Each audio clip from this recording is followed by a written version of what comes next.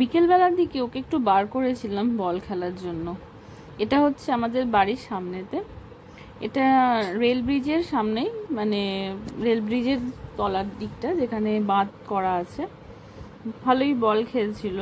হঠাৎ করে আমার বাবা বলল যে তোকে নিয়ে একটু বেরোবে। ও তো আনন্দে আত্মহারা।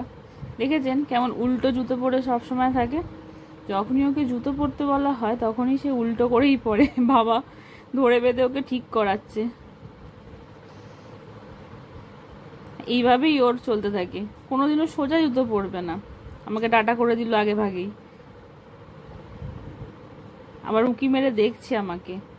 দেখুন কিভাবে উঁকি মেরে দেখছে, দেখুন এই দেখুন, এই বকি কি না বকি সেটা দেখছে। ওই বল খেলছিল, বাবার সাথে ঘুরতে যাবে আমার, এই দেখুন দাদুর গাড়িতে কিভাবে উঠছে। যেই বলেছে ঘুরতে যাবে এক পায়ে খাড়া।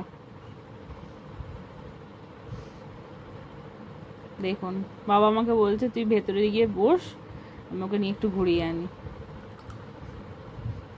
দুজন চললো ঘুরে আসতে। চলুন আমিও বাড়িতে গিয়ে